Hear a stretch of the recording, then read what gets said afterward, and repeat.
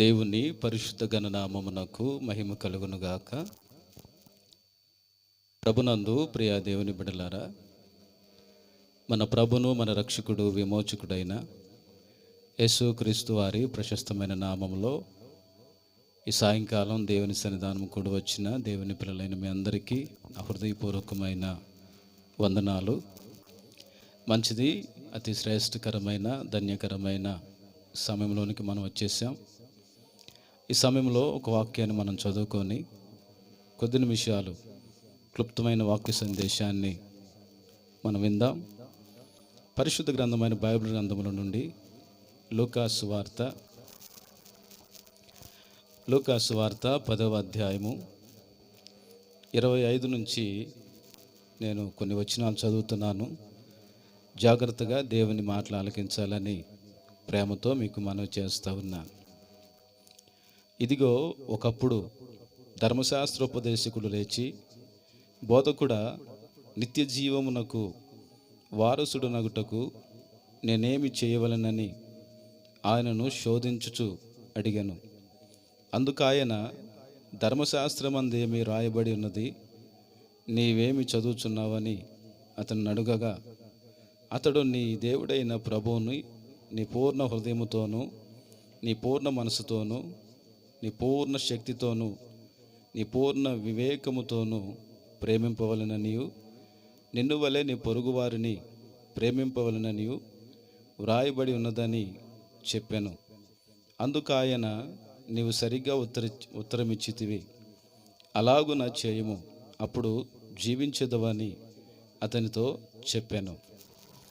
ప్రభునందు ప్రియ దేవుని బిడ్డలారా, ఇప్పుడు మనం చదువుకున్న ఈ వాక్య భాగంలో మన ప్రభు అయిన యేసుక్రీస్తు వారు ఆయన శరీరధారిగా ఈ లోకములో సంచరిస్తున్నటువంటి రోజుల్లో ఒక ధర్మశాస్త్రోపదేశకుడు యేసు ప్రభు వారి దగ్గరకు వచ్చి ఆయనను శోధించుచు యేసు ప్రభు వారిని అడుగుతున్నటువంటి మాట, బోధకుడా, నేను నిత్య జీవం పొందాలి అంటే ఏ మంచి కార్యము చేయాలి అని అతడు యేసు ప్రభు వారిని అడుగుతూ ఉన్నాడు.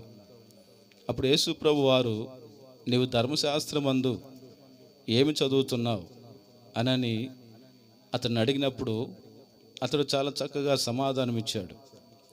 అంటే ఈ వ్యక్తి ధర్మశాస్త్రం అంతా కూడా తెలిసినటువంటి వ్యక్తి, వాక్యం బాగా ఎరిగినటువంటి వ్యక్తి, తానేదో నీతిమంతుడు అనిపించుకోవాలని సర్వశక్తిమంతుడైన యేసు ప్రభు వారిని శోధిస్తూ యేసు ప్రభు వారిని అడుగుతూ ఉన్నాడు. అసలు ఈయనేం చెబుతాడు? నిత్య జీవానికి నేను వెళ్ళాలంటే, నిత్య జీవాన్ని పొందాలంటే అసలు ఈయనేం చెబుతాడు అని అతడు యేసు ప్రభు వారిని శోధించుచు అడిగినటువంటి మాట. అప్పుడు యేసు ప్రభు వారు ఆయన అన్నాడు కదా, ధర్మశాస్త్రోపదేశకుడు, నిన్ను వలె నీ పొరుగు వారిని ప్రేమించు అని వ్రాయబడి ఉన్నది అనగానే యేసు ప్రభు వారు అన్నాడు, ముందు నీవు అలాగు చేయము, ఆ తర్వాత నీవు జీవించెదవు అని యేసు ప్రభు వారు ఆ ధర్మశాస్త్రోపదేశకుడితో మాట్లాడుతూ ఉంటే, అతడు తాను నీతిమంతుడనై ఉన్నానని కనపరుచుకున్నట్లుగా, బోధకుడా, నా పొరుగువాడు ఎవడు అని యేసు ప్రభు వారిని మరలా ప్రశ్నిస్తూ ఉన్నాడు. అప్పుడు యేసు ప్రభు వారు ఆయనకు ఒక చక్కని ఉపమానం చెప్పుకొచ్చాడు. ఏంటి అంటే, వాక్యంలో రాయబడినటువంటి మాట. ఆ మాటలు నేను మీ కొరకు చదివిస్తున్నాను, చూడండి. 30వ వచనం. అందుకు యేసు ఇట్లనెను, ఒక మనుషుడు యెరూషలేము నుండి యెరికో పట్టణమునకు దిగి వెళుచు దొంగల చేతిలో చిక్కాను. వారు అతని బట్టలు దోచుకొని అతని కొట్టి కొర ప్రాణములతో విడిచిపోయిరి. అప్పుడు ఒక యాజకుడు ఆ త్రోవను వెళ్ళుట తటస్థించెను. అతడు అతన్ని చూసి ప్రక్కగా పోయెను. అలాగనే లేవీయుడు కూడా ఆ చోటుకి వచ్చి చూచి ప్రక్కగా పోయెను. అయితే ఒక సమరయుడు ప్రయాణమై పోవచ్చు అతడు పడి ఉన్న చోటికి వచ్చి అతన్ని చూచి అతని మీద జాలిపడి దగ్గరకు పోయి నూనె రాసి ద్రాక్షారసం పోసి అతని గాయములను కట్టి తన వాహనం మీదకి ఎక్కించి ఒక పూటకూలు వాని ఇంటికి తీసుకొని పోయి అతన్ని పరామర్శించెను. దేవుని బిడ్డలారా, యేసుక్రీస్తు ప్రభు అక్కడ ధర్మశాస్త్రోపదేశకునికి అర్థమయ్యే విధంగా ఆయన కొన్ని మాటలు తెలియజేస్తూ ఉన్నాడు. యెరూషలేము నుండి యెరికో పట్టణానికి ఒక వ్యక్తి దిగి వస్తూ ఉన్నాడు. దిగి వస్తూ ఉండగా మార్గ మధ్యంలో అతన్ని దొంగలు పట్టుకొని బాగా కొట్టారు. బాగా కొట్టి తన దగ్గర ఉన్నటువంటి వస్త్రాలను, అలాగే తన దగ్గర ఉన్నటువంటి మరి అన్నీ కూడా వారు దోచుకొని కొర ప్రాణాలతో వదిలిపెట్టేసి వారు ఆ దొంగలు వెళ్ళిపోయినట్లుగా వాక్యంలో రాయబడుతూ ఉంది. ఆ దారి ప్రక్కన పడినటువంటి వాడు సహాయం కొరకు ఎదురు చూస్తూ ఉన్నాడు. ఈలోపు ఆ దారిన ఒక యాజకుడు వెళ్తూ ఉన్నాడంట. యాజకుడు అంటే దేవుని మందిరంలో పనిచేసేటువంటి వాడు.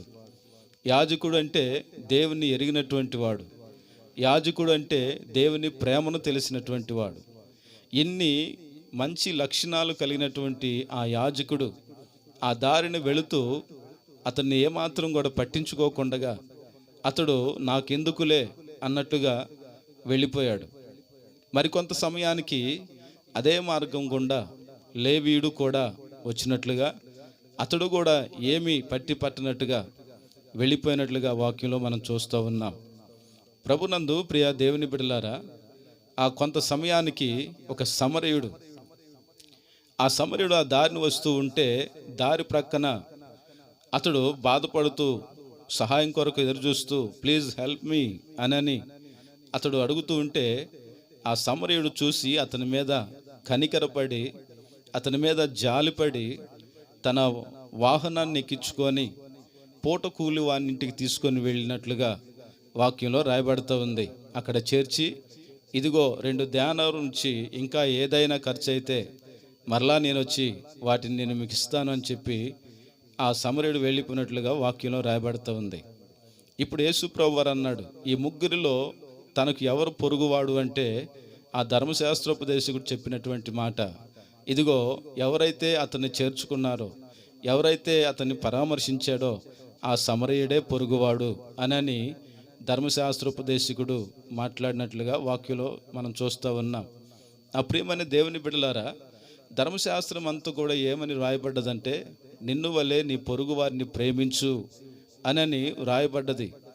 దేవుడు కూడా ఆయన అనంతమైన ప్రేమతో నిన్ను నన్ను మనందరిని కూడా ప్రేమించి తండ్రి అయిన దేవుడు తన ప్రియకుమారుడైన యేసుక్రీస్తు వారిని నీ కొరకు నా కొరకు భూమి మీద పుట్టిన మానవ జాతి అంతటి కోసం తన కుమారుడైన యేసుక్రీస్తు వారిని ఈ లోకానికి పంపించాడు.